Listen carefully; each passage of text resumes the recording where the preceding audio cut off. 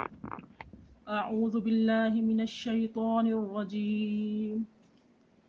بسم الله الرحمن الرحيم.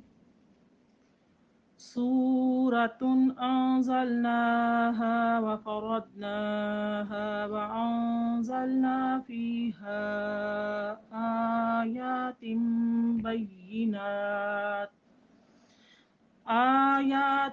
بينات لعلكم تذكرون.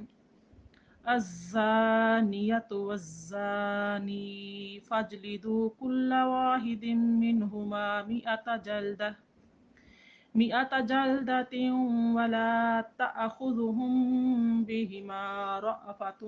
في دين الله إن كنتم تؤمنون بالله واليوم الآخر وليشهد عذابهما طائفة من المؤمنين. الزاني لا ينكح إلا زانية أو مشركة والزانية لا ينكحها إلا زان أو مشرك وحرم ذلك على المؤمنين. صدق اللہ العلی العظیم. ترجمہ: یہ ایک سورت ہے جس کو ہم نے نازل کیا ہے اور اسے ہم نے فرض کیا ہے، اور اس میں ہم نے صاف صاف ہدایات نازل کی ہیں شاید کہ تم سبق لو۔ زانیہ عورت اور زانی مرد دونوں میں سے ہر ایک کو 100 کوڑے مارو، اور ان پر ترس کھانے کا جذبہ اللہ کے دین کے معاملے میں تم کو دامن گیر نہ ہو اگر تم اللہ تعالی اور یوم آخرت پر ایمان رکھتے ہو۔ اور ان کو سزا دیتے وقت اہل ایمان کا ایک گروہ موجود رہے۔ زانی نکاح نہ کرے مگر زانیہ کے ساتھ یا مشرکہ کے ساتھ، اور زانیہ کے ساتھ نکاح نہ کرے مگر زانی یا مشرک، اور یہ حرام کر دیا گیا ہے اہل ایمان پر۔ صدق اللہ العلی العظیم۔ رب اشرح لی صدری ویسر لی امری واحلل عقدۃ من لسانی یفقہوا قولی۔ اللہم فقہنا فی الدین، آمین یا رب العالمین۔ نہایت ہی قابل احترام میری پیاری بہنوں، السلام علیکم ورحمۃ اللہ وبرکاتہ۔ آپ کے سامنے میں نے سورہ نور کی 3 آیات تلاوت کی اور ترجمہ پیش کیا۔ اس سے پہلے ہم سورہ نور کی پہلی آیت کو تفصیل کے ساتھ سمجھ چکے ہیں کہ اللہ پاک نے اس کے بارے میں کیا ارشاد فرمایا ہے، اور ہم نے یہ بھی جانا کہ یہ سورہ مبارکہ جو ہے اس کی 64 آیات ہیں، یہ مدنی سورہ ہے اور اس کے 9 رکوع ہیں۔ ہمیں یہ بات یاد رکھنی چاہیے کہ مدنی سورہ کسے کہا جاتا ہے اور مکی سورہ کسے کہا جاتا ہے۔ کس طرح ہم کہیں گے کہ یہ مدنی سورہ ہے، یہ مدنی سورہ کیوں کہلاتی ہے، یا مکی ہے تو یہ مکی کیوں کہلاتی ہے؟ اس کے لیے یہ ہے کہ جو ہجرت نبوی سے قبل صورتیں یا آیتیں نازل ہوئیں، جمہور علماء اکرام کے نزدیک انہیں مکی آیات یا مکی صورتیں کہا جاتا ہے، اور جو ہجرت نبوی کے بعد نازل ہوئیں انہیں مدنی کہا جاتا ہے۔ مکی صورتوں میں اکثر اللہ رب العزت نے اپنی وحدانیت کا، اپنی قدرت کا، اپنے تصرفات کا اور آخرت کا تذکرہ ارشاد فرمایا ہے۔ یعنی عقائد کا جو باب ہے مکی صورتوں میں زیادہ نمایاں نظر آتا ہے، لیکن مدنی صورتوں میں عقیدہ اچھی طرح پختہ ہو چکا تھا، تو اس طویل عرصے کے دوران جو قرآن کا نزول ہوتا رہا اور اس کی وجہ سے جو عقیدے تھے، عقائد توحید تھا، عقیدہ توحید، اس کو وضع کر دیا گیا تھا اور اچھے طریقے سے محکم ہو چکا تھا۔ تو اب ضرورت اس بات کی تھی کہ اب احکامات نازل کیے جائیں۔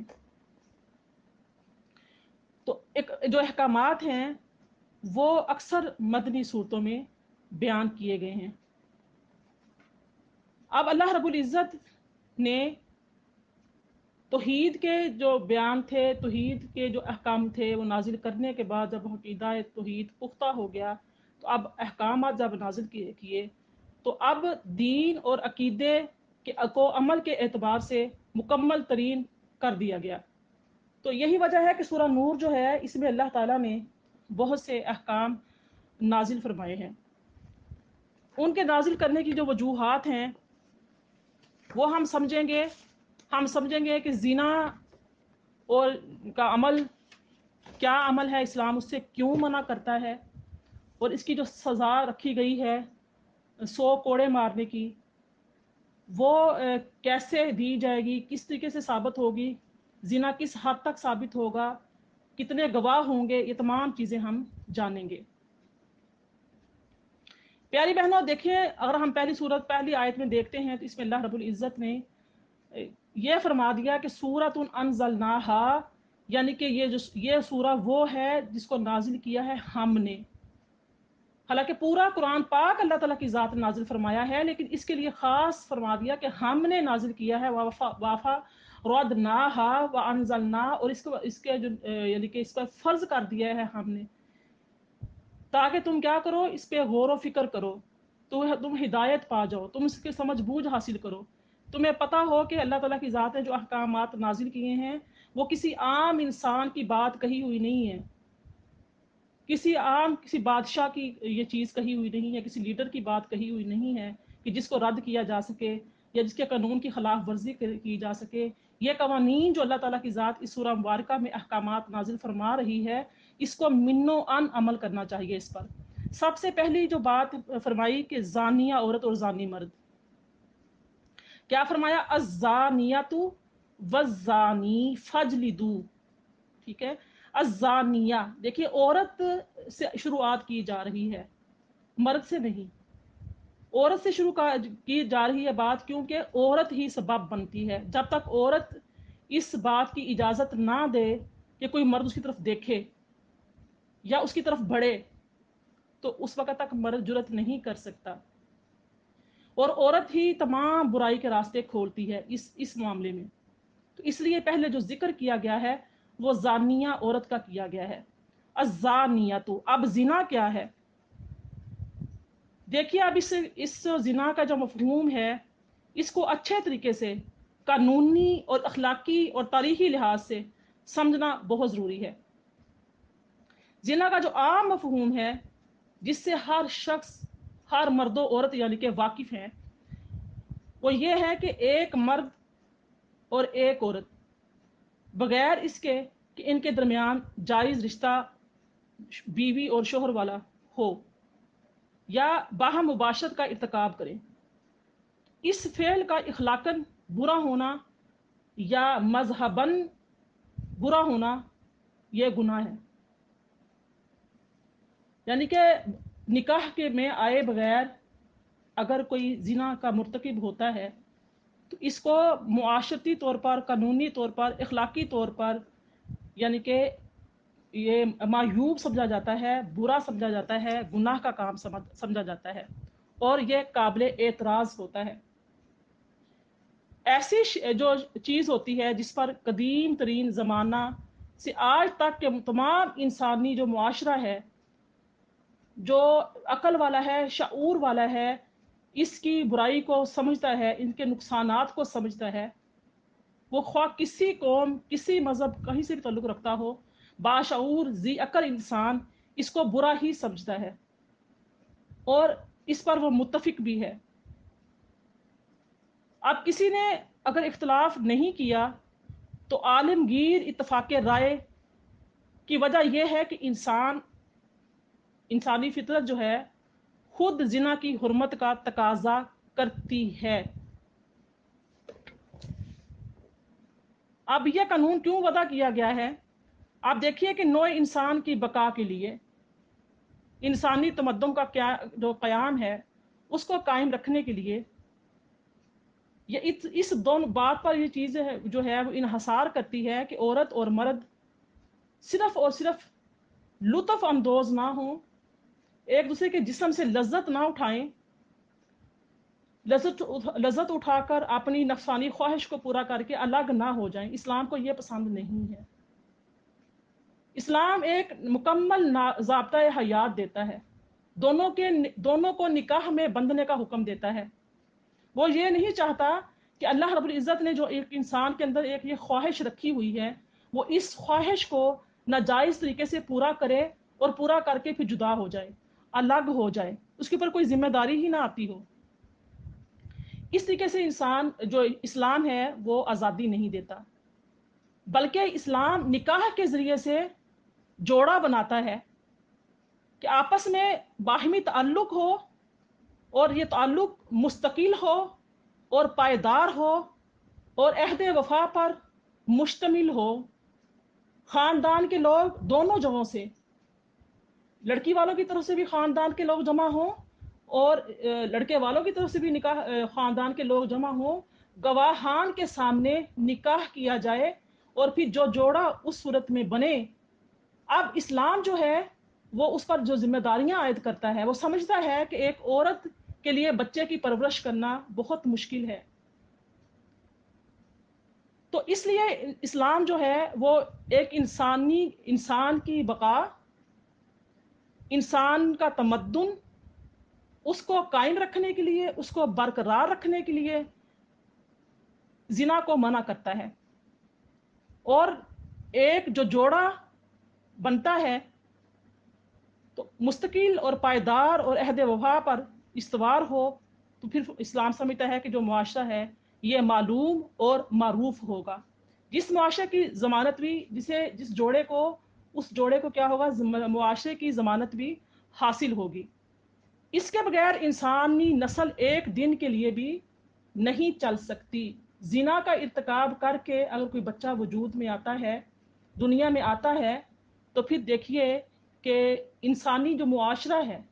بگڑ کر رہ جاتا ہے۔ اگر شتر کی طرح چھوڑ دیا جائے اور اس چیز کو عام کر دی، جیسے کہ کفار بعض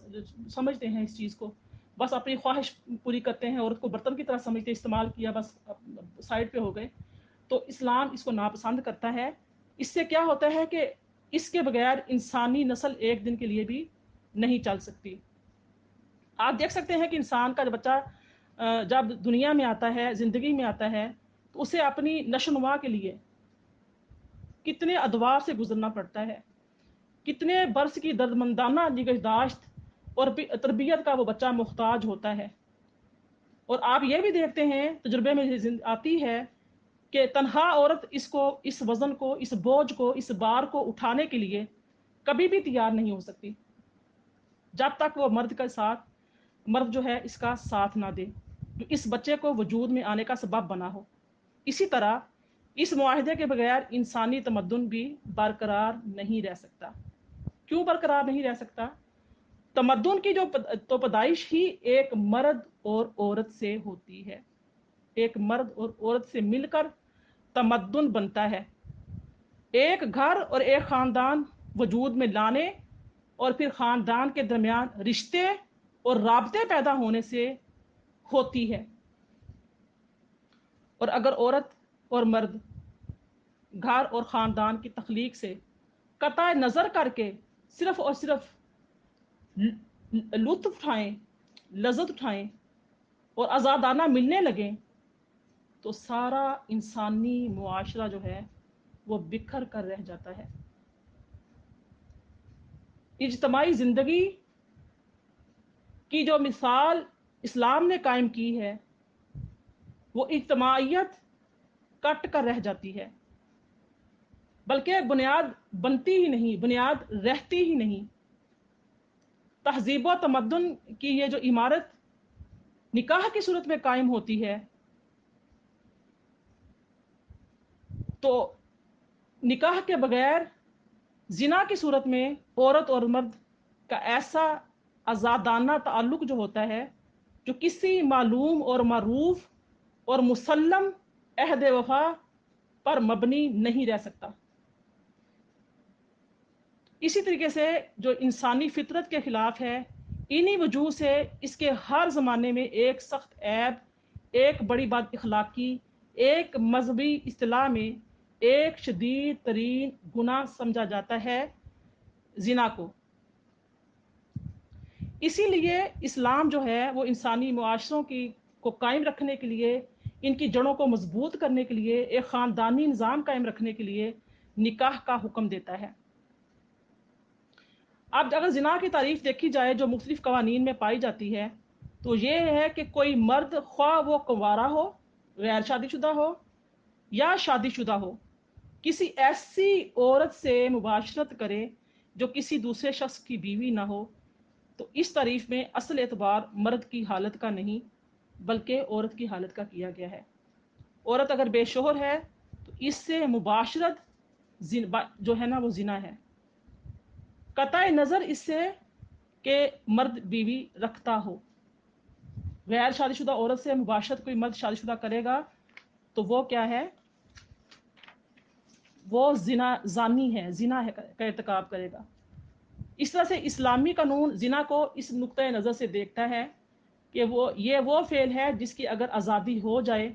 ایک طرف نوع انسانی کی اور دوسری طرف تمدن انسانی کی جڑ کٹ جاتی ہے۔ اسلام جو ہے میری پیاری بہنوں، سب سے پہلے آدمی کے نفس کی اصلاح کرتا ہے،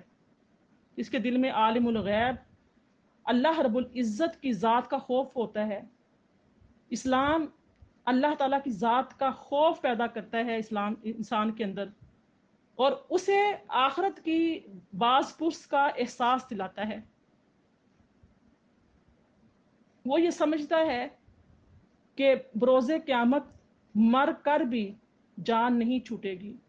اگر دنیا میں میں چھپا رہا، دنیا میں مجھے کسی نے کوئی نہ پکڑ سکا، تو آخرت میں تو میری پکڑ ہوگی، سخت ہوگی۔ ایک مسلمان یہ چیز سمجھتا ہے، اور جو انسان یہ سمجھتا ہے وہ کبھی بھی اس گناہ کا ارتکاب نہیں کرتا۔ ارتکاب وہی کرتا ہے جو اللہ تعالی کی ذات کا نعوذ باللہ انکار کرتا ہے۔ اسلام جو ہے وہ اللہ تعالیٰ کی ذات کا خوف پیدا کرتا ہے، اطاعت کا جذبہ پیدا کرتا ہے، اور ایمان کو مضبوط کرتا ہے، اور بار بار انسان کو اس بات سے خبردار کرتا ہے کہ زنا اور بے عصمتی ان بڑے گناہوں میں سے ہے جن پر اللہ تعالیٰ سخت باز پرس کرے گا۔ اس لیے ایسے جو مضامین ہیں وہ قرآن پاک میں جگہ جگہ پر ارشاد ہوتے ہیں، اور اسلام زنا سے منع کرتا ہے، لیکن نکاح کے جو مواقع ہیں وہ بار بار پرووائڈ کرتا ہے کہ اگر انسان ایک شادی پر متفق نہ ہو، کوئی وجہ بن جاتی ہے، آپس میں نا اتفاقی ہوتی ہے، خاوند اور بیوی کسی وجہ سے آپس میں نہیں بن پاتی، یا پسند نہیں آتے، یا میلان نہیں ہوتا، تو زنا کا راستہ روکنے کے لیے ہی اللہ رب العزت نے مرد کو 4 شادیوں کا حکم دیا ہے۔ اگر مرد کو 4 شادیوں کا حکم دیا ہے تو عورت کو بھی یہ حکم دیا ہے کہ اگر اس کا دل یا اس کا میلان اس طرف نہیں ہے، یا کسی بھی وجہ سے شوہر کی یعنی کہ بد اخلاقیوں سے وہ تنگ ہے، پریشان ہے، ظلم کرتا ہے، زیادتی کرتا ہے، کچھ بھی کرتا ہے، تو دروازے عورت کے لیے بھی کھولے ہیں خلا کے، کہ یا مرد کی کسی ایک بیوی سے تسکین نہیں ہوتی تو اللہ تعالیٰ کی ذات نے اس کو دوسرے نکاح کا حکم دیا ہے، تیسرے کا حکم دیا ہے، چوتھے کا حکم دیا ہے، لیکن اس حکم کے ساتھ بھی قید رکھی ہے کہ انصاف کرے۔ اب دوسری شادی کرنا چاہتا ہے تو وہ کر سکتا ہے، زنا کی طرف نہ بڑھے، اس طرف نہ جائے، دوسری شادی کر سکتا ہے، لیکن یا تو پہلی کو طلاق دے کے فارغ کر دے گا، یا پھر اگر اس کو رکھے گا تو ساتھ میں پھر کیا ہے؟ انصاف ہے۔ زنا کے راستے بند کرنے کے لیے ہی اسلام جو ہے نکاح کا حکم دیتا ہے، نکاح کے لیے آسانیاں پیدا کرتا ہے، اگر ایک بیوی سے تسکین نہیں تو 4 تک سے جائز تعلق کا موقع دیتا ہے، دل نہ ملے تو مرد کے لیے طاقت اور عورت کے لیے مرد کے لیے طلاق اور عورت کے لیے خلا کا حکم دیتا ہے۔ اسی طرح سے ناموافقت کی صورت میں خاندانی پنچایت سے لے کر سورہ نساء میں ہم پڑھتے ہیں، ڈیٹیل ملتی ہے کہ کس طرح کے خاندان کے لوگ جمع ہوں، کس طریقے سے آپس میں مل بیٹھ کر فیصلہ کریں لڑکے اور لڑکی کے معاملے میں، اگر آپس میں نہیں بنتی ہے کسی وجہ سے بھی۔ تو اسلام جو ہے عورت کو خلا کے لیے سہولتیں یعنی کہ دیتا ہے پھر اس طرح سے اسلام جو ہے وہ عدالت کا رجوع کرنے کا حکم دیتا ہے، عدالت کے راستے کھلے ہوئے ہیں، خاندانی پنچایت کے راستے کھولتا ہے کہ خاندان کے بڑے لوگ مل جائیں، آپس میں صلح صفائی کرانے کی کوشش کریں، بات کو دور کرنے کی کوشش کریں، رفع کرنے کی کوشش کریں، گھر کو بسانے کی کوشش کریں، پھر بھی نہیں ہوتا تو پھر اللہ تعالیٰ کی ذات طلاق کا حکم دیتی ہے کہ مرد اس کو طلاق دے دے تاکہ اچھے طریقے سے وہ اپنی زندگی، عورت جو ہے آزادانہ طریقے سے دوسری جگہ پہ شادی کر لے، شادی کر کے اپنی زندگی گزار سکے۔ تو اسلام کہیں بھی یہ نہیں پسند کرتا کہ اگر بیوی پسند نہیں، شادی شدہ مرد جو ہے وہ زنا کا ارتکاب کرے۔ آپ دیکھیں زنا کی جو سزا بیان کرنے سے یعنی کہ 1 سال پہلے اللہ تعالیٰ کی ذات نے سورہ احزاب میں عورتوں کو حکم دیا تھا کہ گھر سے نکلیں تو چادریں اوڑھ کر نکلیں، اپنے چہروں پر گھونگھٹ ڈال کر نکلیں۔ اور مسلمانوں کی عورتوں کی اللہ تعالیٰ کی ذات نے نبی کریم علیہ السلام کی جو ازدواج تھی ان کو نمونہ بنایا، ان کو ہدایت دی گئی تاکہ گھروں میں سکینت کے ساتھ رہیں، وقار کے ساتھ رہیں، گھروں میں بیٹھی رہیں، اپنے حسن اور بناؤ سنگار کی نمائش نہ کریں، اور باہر کے مردوں جو مرد ہیں تم سے کوئی چیز لیں تو پردے کے پیچھے سے لیں۔ تو یہ ایسا نمونہ اللہ تعالیٰ کی ذات نے یہ سورہ نور میں جو رجم کی 100 کوڑے مارنے کی زنا کی سزا بتائی گئی ہے، اللہ رب العزت کی ذات نے اس سے پہلے سورہ احزاب نازل فرمائی جس میں تمام چیزیں اخلاقیات بتا دیے گئے کہ عورت کس طریقے سے اپنی اس یعنی کہ عصمت کی حفاظت کرے، کس طرح سے اپنی عفت کی حفاظت کرے۔ تو یہ ایسا نمونہ تھا جو اللہ تعالیٰ کی ذات نے نبی کریم صلی اللہ علیہ وسلم کے ازواج مطہرات نے اپنایا، اور یہ دیکھتے ہی دیکھتے تمام جو صاحب ایمان عورتیں تھیں ان میں پھیل گیا، جن کے نزدیک جو تھا زمانہ جاہلیت کی بے حیا عورتیں نہیں بلکہ نبی صلی اللہ علیہ وآلہ وسلم کی بیویاں اور بیٹیاں تقلید کے لائق تھی۔ جب یہ پردے کی آیات نازل ہوئی جو عورت جہاں گلی محلے سے گزر رہی تھی وہ اپنی دیواروں کی طرف منہ کر کے دیواروں کے ساتھ چپک کر کھڑی ہو گئی اور گھڑوں سے بڑی بڑی چادریں لی۔ یہ نہیں کہا تو ہم ننگی باہر نکلی تھی تو آیت کا حکم آ گیا، اللہ پاک کا وہی نازل ہوگی، حکم آ گیا تو اب ہم جو گھر پہنچے گی تو برقع لے گی نہیں، وہیں پہ کھڑی ہو گئی، دیواروں سے چپک گئی اور گھروں سے بڑی بڑی چادریں، بڑی بڑی اوڑھنیاں منگوا کے لپیٹ کے پھر وہ اپنے گھروں کو گئی۔ یہ تھی ایمان والی عورتیں جن کا اللہ تعالیٰ کی ذات نے قرآن پاک میں ذکر فرمایا ہے۔ تو اسی طرح سے دیکھیے کہ اب یہ جو اللہ تعالیٰ نے فرمایا ہے کہ 100 کوڑے لگائے جائیں، تو ان 100 کوڑے لگانے کے لیے سب سے پہلے تو ہم یہ دیکھیں گے کہ یہ 100 کوڑے کب لگیں گے، کس وقت لگیں گے، یہ جرم کب ثابت ہوگا۔ کسی شخص، مرد یا عورت کو مجرم قرار دینے کے لیے